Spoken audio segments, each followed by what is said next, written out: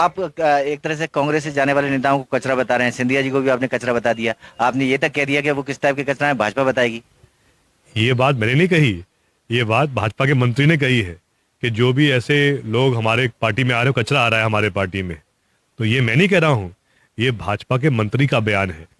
तो कहीं ना कहीं जो भावना मूल भाजपा की वो यही है कि जो भी लोग पार्टी छोड़ के भाजपा में शामिल हो रहे हैं उनको वो कचरा ही मान रहे हैं भाजपा के लोग।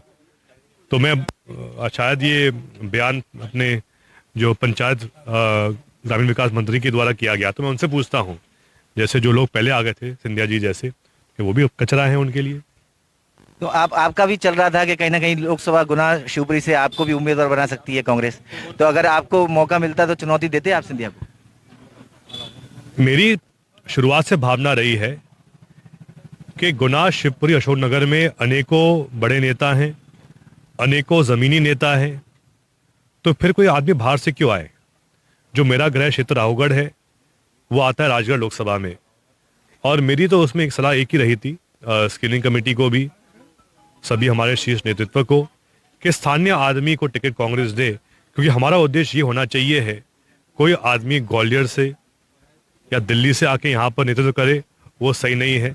जो आदमी इस लोकसभा क्षेत्र का है उसी को मौका दिया जाए और उन्हीं को हम सांसद बना के देंगे। एक आखिरी सवाल पूछेंगे चलते चलते। आप और आपके पिताजी दोनों लगातार ईवीएम को कोसते हैं, क्या कारण है? क्यों ऐसा लगता है आपको कि ईवीएम दोषी है? अगर ईवीएम दोषी है तो फिर आप चुनाव कैसे जीते? क्योंकि आज जो जमाना आ गया है टेक्नोलॉजी का, एआई का, जब हम लगातार खबर सुन रहे हैं पूरे विश्व में कि आईफोन जैसी चीजें जब हैक हो रही है, तो ईवीएम कौन सी बड़ी बात है।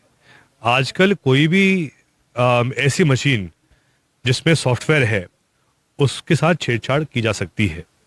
और चाहे मैं स्वयं जीता हूं 3 बार लगातार ईवीएम के माध्यम से, लेकिन मैं उस पर भरोसा नहीं करता हूं। जब सब विकसित देश भी आज, चाहे अमेरिका हो, इंग्लैंड हो, जब ये सब भी देश भी बैलेट पेपर से मतदान करा रहे हैं, हम क्यों नहीं करवा रहे हैं? और जो ऐसे कुछ देश है यूरोप में जो मशीन का उपयोग करते हैं, उस मशीन पे बटन दबाने के बाद भी उनको पर्ची मिलती है, हाथ में मिलती है, और वो स्वयं उसको डालते हैं बॉक्स में। यही व्यवस्था हो जाए, हम यही मांग कर रहे हैं।